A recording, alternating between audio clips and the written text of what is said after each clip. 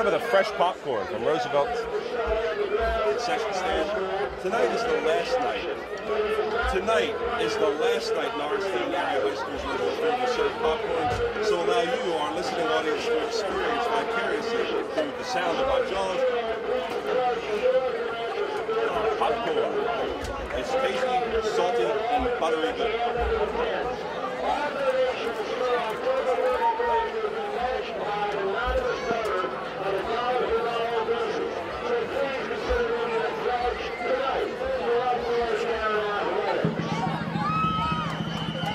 In a couple minutes, we're going to have the voice of the Norristown Area High School Roosevelt Field, Mr. Phil Giovinco, join me so we can talk a little bit and reminisce about Roosevelt Field. Fantastic punt by Hillenbrand. Nice coverage by the Eagles, getting them pinned back way back to 25. That's where Wissahickon will take over from their own 25.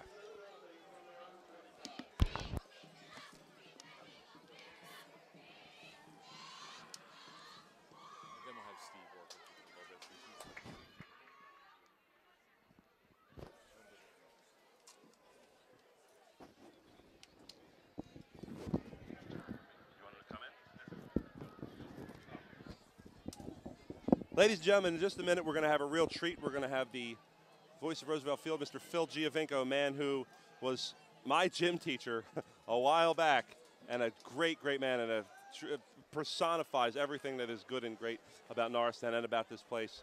And we're going to talk in just a second. But it's going to be 2nd down and 5 for the Norristown Eagles. With 11:35 here to go in the second quarter, I'd like to welcome Mr. Phil Giovinco just to say hi and see how we're doing. Phil, how's it going tonight? What do you think about Roosevelt Field and the way she looks without too much wear and tear on her? The field looks great. I'm hoping that we do a little better. We seem to be prone to get penalties right now that are very costly. Hopefully we'll rebound.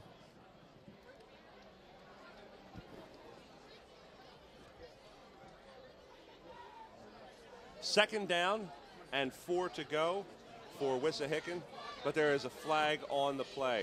Phil, you've seen a lot of football here at Roosevelt. I mean, you were telling me before the game, your first game here was at 1938?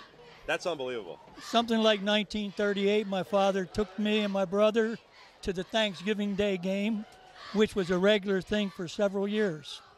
And, of course, then it wound up, I played for St. Patrick's High School on this field, and later coached Eisenhower Junior High on this field, and ultimately assistant coach at Norristown High. So I have a lot of memories of this field. A lot of fantastic memories. And that Norristown High Thanksgiving tradition, that really became, that Thanksgiving Day game really became something that Norristown did like no other team in the area. And we had the rivalry with Upper Merion for so long. I mean, what are some of the different teams we've played on Thanksgiving, and how did that tradition start? Do you know? Well, I know that when I was coming to the games early, it was Germantown High. Okay. And then it was much later that Upper Merion came into the picture. So, you know, we have some good memories of the Norristown Upper Merion rivalry.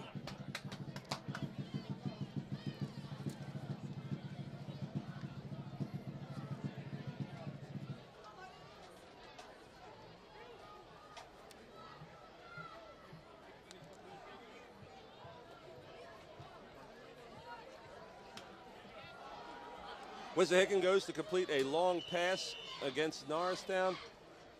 Looks like Krista's got quite an arm on him, but we'll see.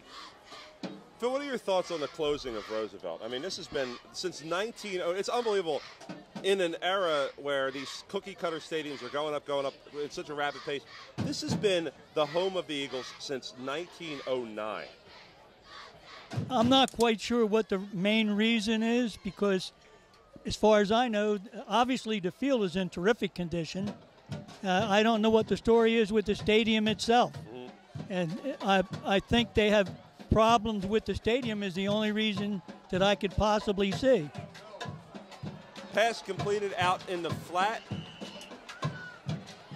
Now, Roosevelt has been such a great place to watch a game, and there aren't many places like this anymore that have the big concrete stands that can hold so many people. Right. So that's really something else. And this is kind of a throwback to an era where an entire community would come out, watch the game, and this will be the thing to do on Friday nights. Of course, remember, part of the end of Thanksgiving Day games was the playoff system. Prior to that, this stadium was usually packed for Thanksgiving Day games. So that's lost to tradition. It's lost. And it's a shame because as Wissahickon goes nowhere on first down, it's a shame that these traditions get lost. And, you know, this is a stadium where people would, fathers would bring their sons, and then generations would come to watch football here. Right. And if you say, when I say to someone I teach at Norristown, oh, Roosevelt Field, that's an instant association that comes along with it. And we can only hope that the new field, which is going to be built up at the high school, has as many great memories as have been here at Roosevelt. Well, I certainly hope so. 2nd down and 10 for the Trojans, 9:22 here to go in the quarter. Looks like, they got that pass out in the flat covered, and an incomplete pass by Christ. It's going to bring up 3rd and 10. Now, Phil, you coached the high school, or you coached at Eisenhower? I coached first at Eisenhower. In fact, one of my fond memories is I had an undefeated team in 1973. Okay. And we played our home games right here at Roosevelt. Right. And then I was an assistant coach at the high school in later years. And you played semi-pro ball, too. Yes, I did. Yeah, you were telling me that the other day. You said you were a Norristown linebacker. LAM. You said you were a linebacker, and I had a hard time believing it, but then I remembered all those one-arm pull-ups. I was an outside linebacker. Yeah. And I didn't know it at the time, but obviously they gave me a little credit because I was left outside linebacker. Right. And most teams run right. Right. So I didn't know it when I was playing it, but I appreciated it later when I was coaching. When you were right. False start against Wissahickon. Going to bring up 3rd and 15. Norristown's making some substitutions. McClure's back in at middle linebacker. Number 66, Rashid Lusain, is out. 3rd and 15. We'll see if Norristown can get a good pass rush here. A definite passing down for Wissahickon. 80 and 88 at end. Looks like a max protect scheme. Here come the Eagles. The pass is out. Number 16 got turned around on that one, Davin Reynolds, but it didn't matter. He had the speed to keep up with him and couldn't complete that pass. 4th down and 15. Phil, what's some of the things you have noticed about the changing high school game in the last 20 or 30 years or so? Because you have been doing games at Roosevelt for a long time. Have you noticed a fundamental change in any aspects of the game? Well, the aspects of the game actually are the size of the students. Now, the team doesn't look huge this year, but we have seen some really huge high school teams lately. And I guess, a poor decision to try to field that punt. Is that going to be fair catch interference? What is that going to be? What's that call? He should not have tried to rush into 3 men to try to field that punt. So you were talking about the size of the students. I guess, you can attribute that to a better nutrition, I guess, and definitely weight training program. Now, when you were coaching back at Eisenhower, was there any sort of weight training or off-season conditioning? Well, we didn't have the weights for weight training, but we used the bodies. Right. We'd have one guy get on the other guy's shoulder and let them do squats. Oh, wow. For leg strength, and of course push-ups with somebody who's sitting on their back. Things like that almost semi-weight training. Like a military style, like body weight isometrics and stuff like that. Right. We did that to try to give them a little extra strength. I guess a lot has changed in the science of the way people approach the human body and looking at the way that these high school kids are getting bigger, as you say. I mean, that is definitely... Well, way back they thought weight training was bad for you. Right. It's, you know, they didn't want people to weight train. Right. And, of course, that's long gone. Right. Looks like a fair catch interference, but, I mean, these calls have taken some time. What's your favorite memory at Roosevelt? If you could pick one, what's the best memory you have of playing at Roosevelt? Because, I mean, I remember being out here and you calling my name when you called me one time for missing a tackle. It might have been the only time you ever did that. Pacini misses the tackle. But what's your favorite memory? If you had to pick one above all others, what would it be? Well, like I said, the last game of the undefeated season in '73, we were really worried on that last game. I believe it was Upper Merion that we were playing. And, you know, we definitely wanted that undefeated season, and we got it. We got it. So that was big at the time. Well, a lot of great memories. And, Phil, I'd like to thank you for sharing some with us here during the second quarter of Roosevelt. I thank you for allowing me to share. You are a true Norristown treasure and the true voice of Roosevelt Field. So, Phil, we'd like to thank you. Thank you very much.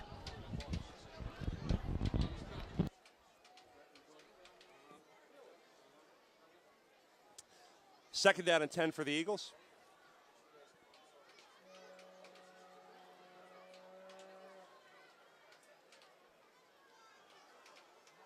Shippen breaks free for about a gain of, we're going to say, call it from the booth, we're going to call it 8 yards. Nice run by Brandon Shippen.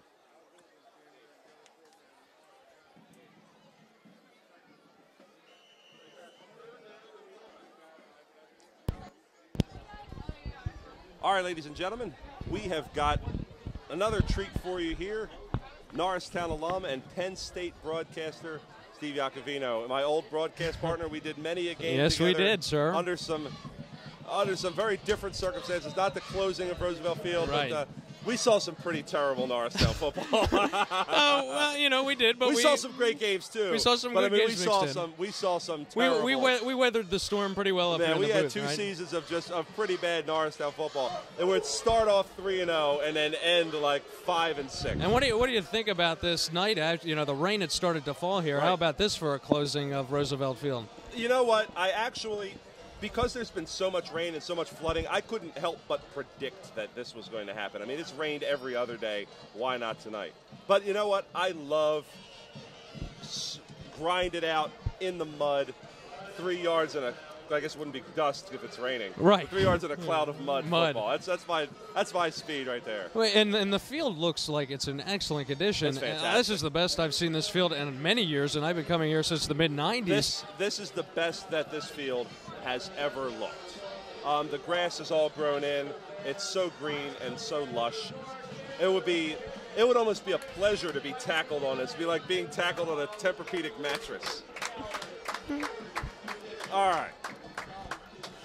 But we do have the business of football to attend to, and it's 3rd down and 6 for the Eagles. Is it just me, or are these breaks in the action really long tonight? They are. The pace of the game has really slowed down here. It's only 8 minutes and 23 seconds right now. The clock stopped here in the second quarter. Yeah. You know, Norristown's down 7, and now you got a wet field, you got a wet football, and this is just going to continue to delay the game. This will continue to progress, and we'll see. I mean, Norristown still has, I think both teams still have 2 timeouts, so we could still be in for, there's still quite a bit of time to go here in the quarter. And Norristown's really not been able to move that ball all that effectively. I mean, Wissahick's winning 7-0. Nice quick hitch out there to 84, Derek Jordan. Nice play, nice pickup, and the Eagles get another 1st down. Or they're going to call it a 4th down or a 1st down. We'll see. It's 1st down. 1st down for the Eagles. The chains are going to move. Many of the sports analysts, especially in the Times-Herald, picked Norristown to come ahead in this game against Wissahickon. Wissahickon has definitely had its struggles this season so far. Wissahickon really has struggled, but at the same time, I mean, Shippen is always a shoestring or 2 away from breaking it. And Norristown always has that back. I mean, when we did the games, it was Sheldon Mayer was the big running back. He was a sophomore at the time, and when he broke free, he was just gone. they're so explosive and so fast. And Norristown just keeps churning them out. They always have these guys who can break free at any time. Backs in the eye, 2nd and 4. Shipping yet again. And here we see, I think, the makings of potentially another problem. The Eagles often go to the well one too many times with some of these running backs. You know, the play's not going to work every time. You got to change it up a little bit. You got to really make the defense guess. If you keep running the same play, the obvious, what's going to happen? They're going to figure it out. You can't go to that back too much. I'd like to see them, you know, throw the football a little bit more, you know.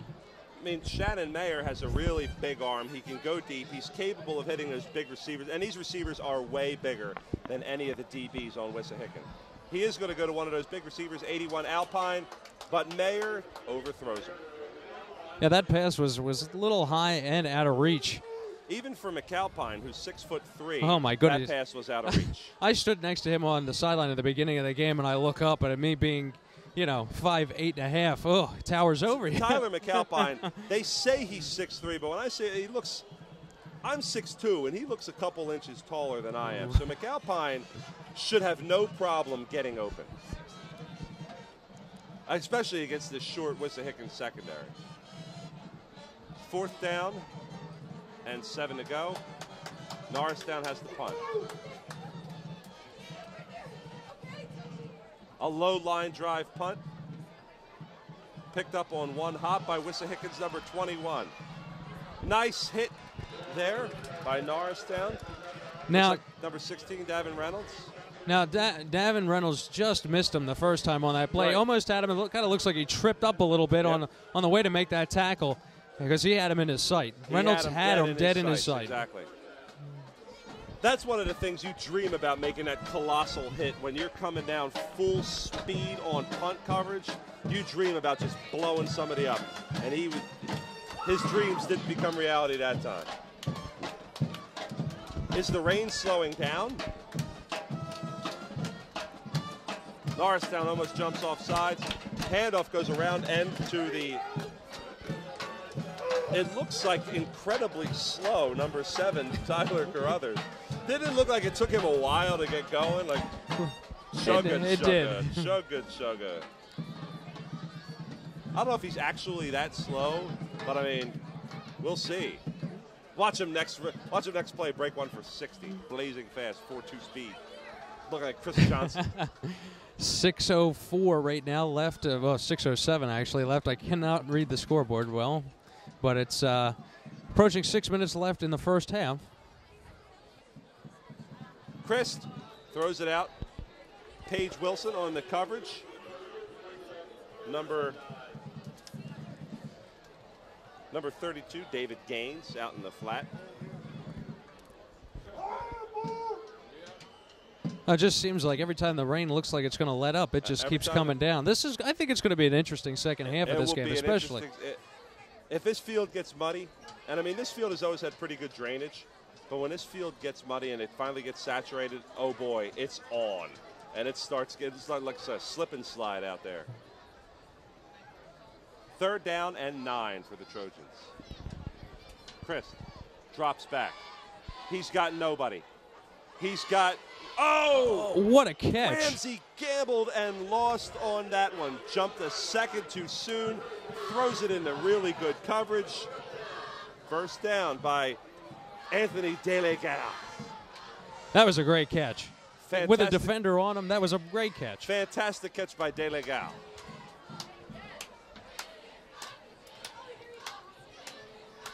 First down and 10 for Wissahickon.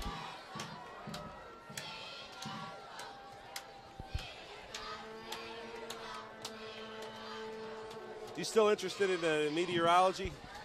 Still studying it. Studying it on the amateur basis. Yes. On the amateur basis, Yeah. Still studying the meteorology. Yes, I am. Inspired by a great man, Mr. Steve Willis at the Steve high Willis. school. Fantastic. Got the Earth and Space Yes. Science rocking. Talking about the cold fronts and the high pressure systems. Fantastic. 2nd and 5, but it looks like, is there a flag? Is there no flag? I have to tell you right now, Wissahickons' offense looks like a cold front moving through the defense right now, the Norristown Eagles. And isn't this the way it always is? Norristown gets in these situations where they build up a 3-1 record, and then their defense just reveals some sort of soft underbelly that offenses exploit. Yeah. And they've got to stop it. You think if it continues to be a problem that they would stop it, but it doesn't seem to be that way. Oh, a little cutesy dipsy do. Oh, no. And that's De La Gall again. Number 21, De La Gall. You got to start putting some coverage on him. Without question. That's the kind of play that gashes the Eagles. That little one-step, two-step, Charleston.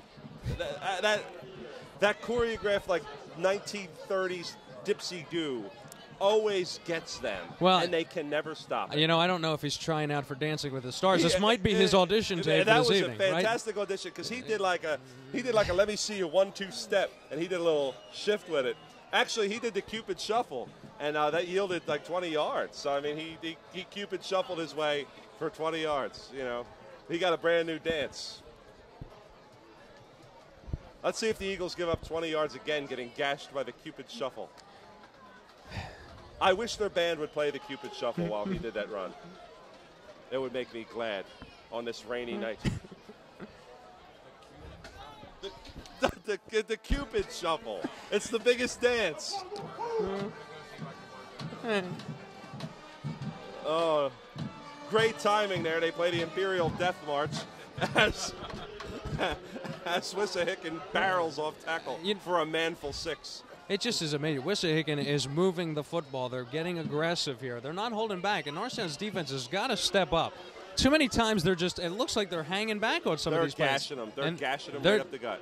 And it is 4:14 now to go right now in the first half. Norristown's still down 7-0 to Wissahickon, so we'll see here. Wissahickon is on the verge of another scoring drive here, 2nd down and 3. 2nd and 3 to go. Handoff up the middle. It looks like another first. Looks like another first for Wissahickon. It is another first for Wissahickon. And tonight, Norristown cannot stop the run. Oh, they just can't. And they're going to have to go in the locker room during halftime and definitely, have a pep talk here. I know Coach Smith is definitely going to have to talk with them about that. That's a big... Steve, this has been a 5-minute drive. They're just churning it out. Right. They're already up. It looks like they're going to score again. Barreling ahead for another 6. And see, they're moving the pile too. That's another thing. They're just running everything they have at them. Their linemen are getting low. They're getting good propulsion off the ball and pushing off and driving them downfield.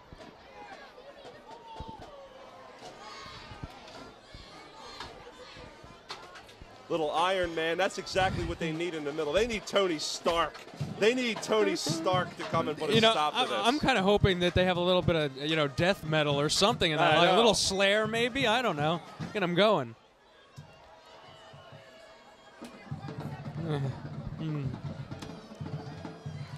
Wissahickon now has 1st and goal after another dipsy-do up the gut.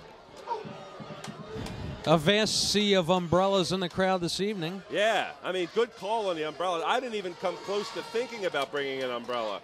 And I look kind of foolish now as the rain comes pouring down.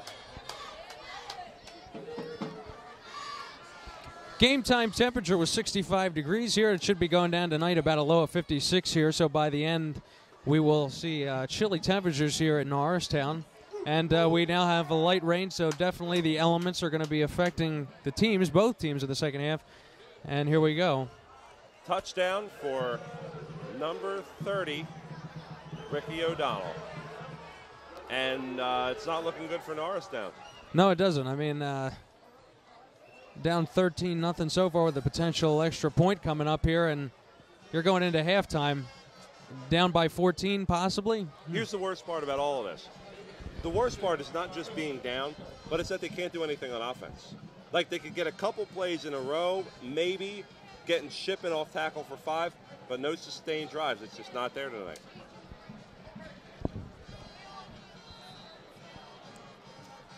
And yeah, Shippen entered tonight with 57 carries for 500 yards, which is an unbelievable number.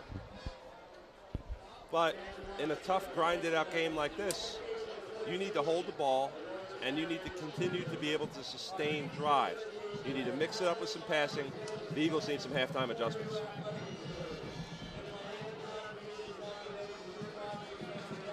Still over 2 minutes left in the quarter, and in the half, it's 14-0 Wissahickon. And, boy, I didn't really expect this kind of a start tonight from the Eagles at all. I didn't either. They came off a 49-9 drubbing by CB South, and they redeemed themselves last week with a 30-6 destruction of Upper Merion. So I was thinking that they were going to carry that momentum into tonight and keep that big play momentum going. It just hasn't happened so far in the first. But a lot of football to be played.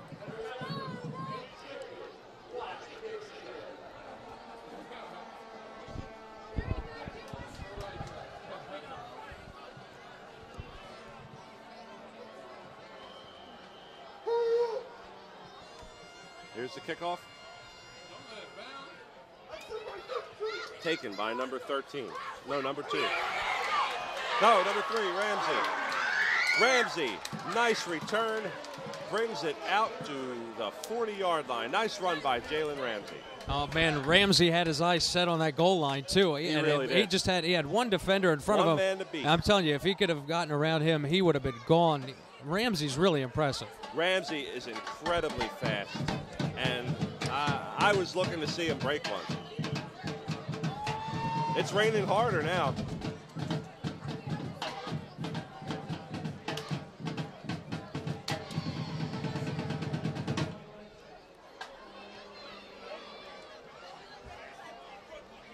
First down and 10 for the Eagles. Mayer under center. Shippen, the single back. 4 wide. Mayer drops back. He's got a man. He's got a man out in the flat. It's number 14, but he can't quite connect with him. And that's the story tonight. Can't quite connect with him.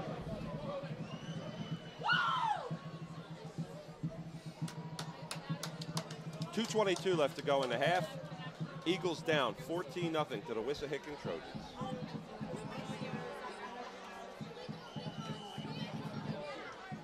And this is going to feel like a long 2 minutes and 20 seconds left in this half. I mean, the way this is going. And Norristown, let's see if they can generate some confidence here in the remaining moments. Mayer drops back. He's got a man. It's number 84, Derek Jordan. Nice pickup. The clock continues to run to about the 2-minute mark. Now, notice something right there. I mean, when Norristown does connect, they're for short gains, but right there, the defense for Wissahickon is on their heels. They're in position. Mayer throws in the double coverage and is almost picked. I don't know if you remember this, but when Mayer was a freshman, we did a game where or did we do a game when Mayer was a freshman? We must have been thinking about Sheldon. But he was really prone to picks when he was a freshman, Shannon Mayer. And I don't know. That wasn't a wise decision right there.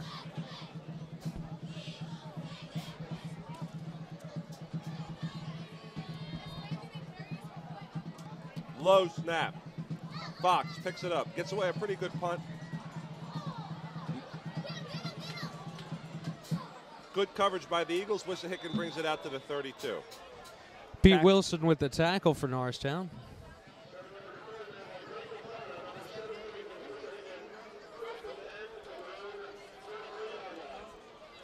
First down and 10 for Wissahickon. The Eagles defense will need to come up with something. They better not let up another score before the half.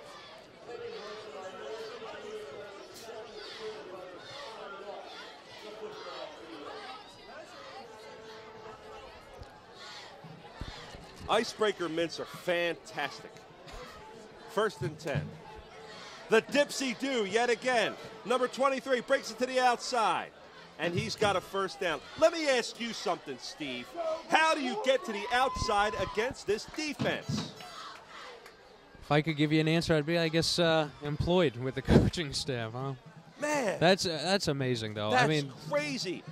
Norristown's team speed is twice what Wissahickons They is. just, you know what, to be honest perfectly, I hate to be a pessimist, but they look flat. They just do not look into this evening's games. Almost look like the Phillies for the past couple of games before they started winning again. It looks like but the it's Phillies. the same thing. It just looks like they don't have any momentum, any effort right now in their defense. It's just like they're going through the motions. They're not shutting anything off to the outside. Christ is going to run for it. He's as slow as molasses.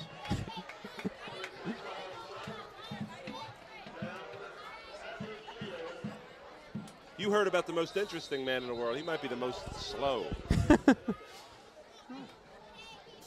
What do you think? I might agree with you on that one. Timeout, Wissahickon. 2nd down and 6 after that slow run by Christ.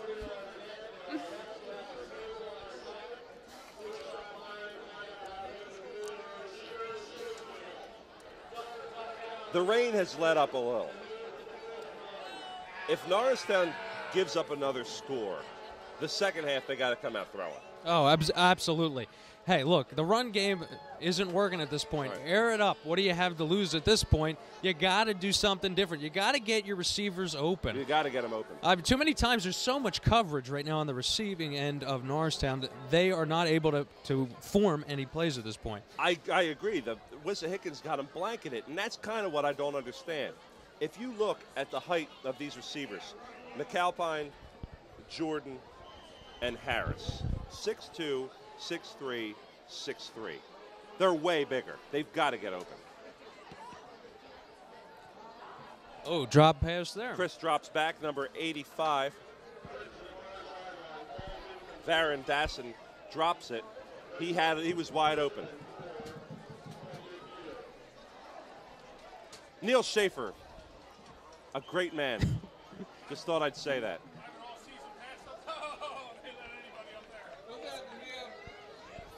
Neil Schaefer is a fantastic man. He is one of the best. Well, Neil and I did many charity volleyball tournaments yeah. For Mr. Shaw back in the day. 3rd down and 4 for Wissahickon. I wonder if the Dancing with the Stars is coming again. Nope. Chris drops back. He's got a man It connects. out in the flat. Nice hit by number 2, Brandon Shippen, but not enough to stop the first down. First down, Wissahickon. Gordon Bentley with the reception for Wissahickon. 54 seconds now left in the half. And once again, Wissahickon, the same storyline for the entire night. They are aggressively moving the ball downfield. Aggressively moving the ball downfield. Now, here's the thing that stops Wissahickon. Wissahickon is not a big play offense by any stretch of the imagination. Now, of course, watch them now complete a 60-yard bomb. But they're not a big play offense, and Norristown's team speed is usually too great to keep something like that from happening. But anything can happen here tonight.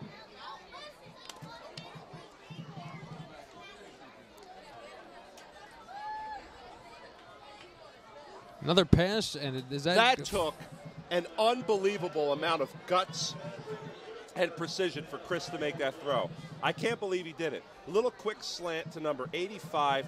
He's coming off. He was blanketed by Wilson, and he still completed it, and we're waiting on a call. There's a flag on the play.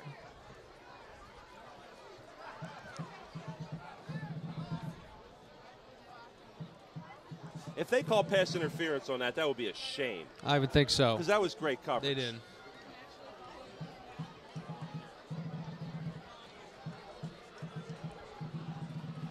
Pass interference against the Eagles.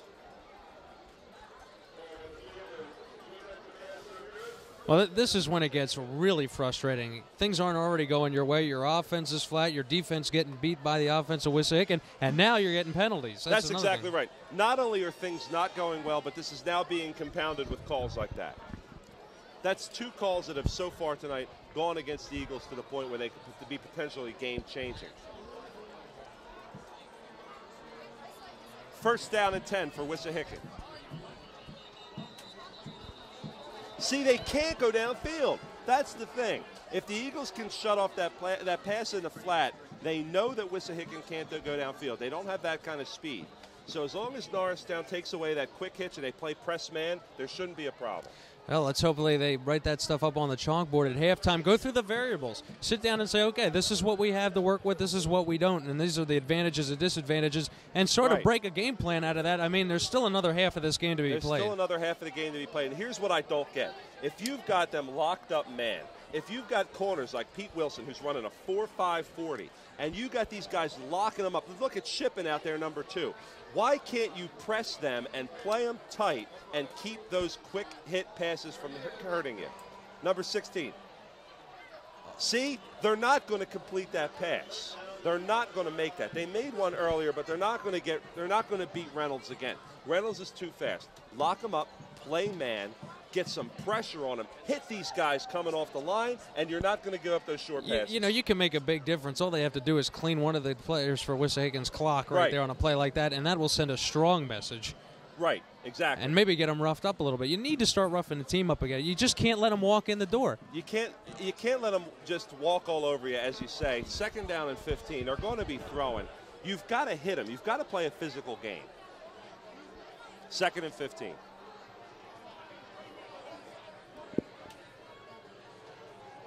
No pass rush from the Eagles. Terrible throw by Christ over the middle, but there's no pressure up the middle from that Eagles defense. Well, Chris just got an early Christmas present there with all that time that he had to throw that. Yeah. That was a lot of time. That was gift wrap. He told Santa. Santa found out that he was nice this year, so he gave him 10 seconds to throw the ball and still couldn't find someone open. And here comes the rain again. 3rd down and 15.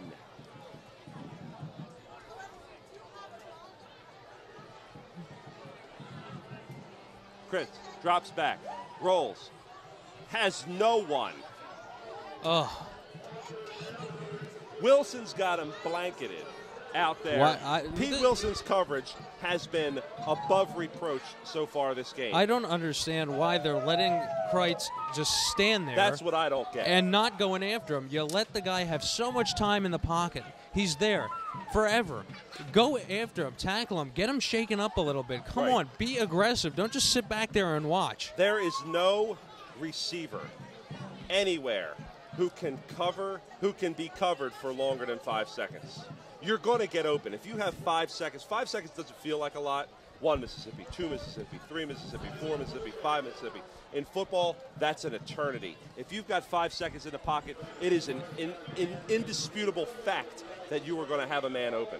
The fact that he hasn't been completing a ton of passes is a real credit to these Norristown corners who've just had their men on lock. 4th down and 15.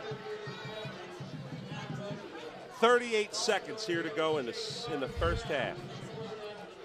This has been a really long first half in combination with the stoppages of play and the weather has really slowed the pace of this game down, and I'm sure it's having an effect on the psyche of both teams. This has been you're exactly right, Steve. This has been a really long first half.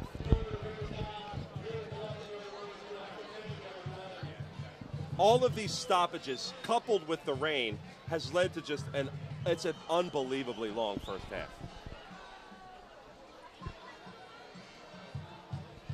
A lot of incomplete passes, too. I mean, these clock stoppages and incomplete passes. Both quarterbacks, neither quarterback is playing a great game. I mean, we could say that right now. Chris does the upper hand because he's completed some more passes and he's thrown that touchdown, but they're not shining out there tonight. Roll out, some pressure, but he's got a man out in the flat. Clock runs. Eagles take it over on downs. So it's going to be Eagles ball with 28 seconds to go in the half. Now, what do? I guess you've got to take a shot, right? Of course. You got to try to put points on the board. I mean, 24 seconds left on the clock. You got to go for it. I mean, you got to try to spark something. I won't want to go in with a deficit of 14-0. I want to at least try to put something on. Not when there's something that I could do about it. Right. Come on, you got to let this team, and like any team, you got to let them know you're still around. Now, the Eagles are going to get the ball at the beginning of the second half, so that's good, too. You got to let them know you're still around.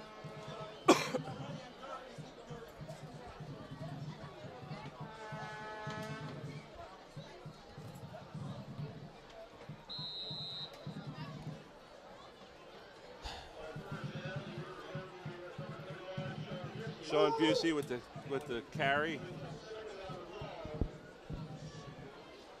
Well, that wasn't exactly the deep pass from Mayer we were expecting, and it looks like the Eagles are just going to let the first half run out. Disappointing, disappointing. I do not understand by any means why they would not try something.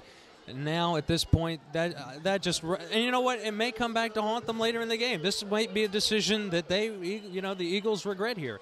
I do not understand why you do not try to at least generate some offense with at least 20 seconds left and you just end the half. Unless they say, look, we're down, we're going into the half, and we're starting fresh because we have done literally nothing right in the first half.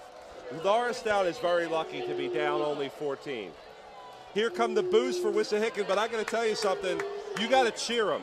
They have outplayed Norristown in every facet of the game. Oh, most certainly they have. Wissahickon has come to play a game tonight. They were the underdog in the standings and the stats this week against Norristown in this game. They're trying to prove the stats wrong. They're trying to prove the sports writers in the town wrong. Right. They're going to say, we're going to come in here on Norristown's night, on this history-making night here at the closing of Roosevelt, and they're going to leave their mark on it. The Eagles need to come back in the second half. They need to be aggressive. They need to pass the football. That's exactly right. All right, so we're going to see you in just a few with the halftime show. I'm Dave. He's Steve. You're watching Channel 28.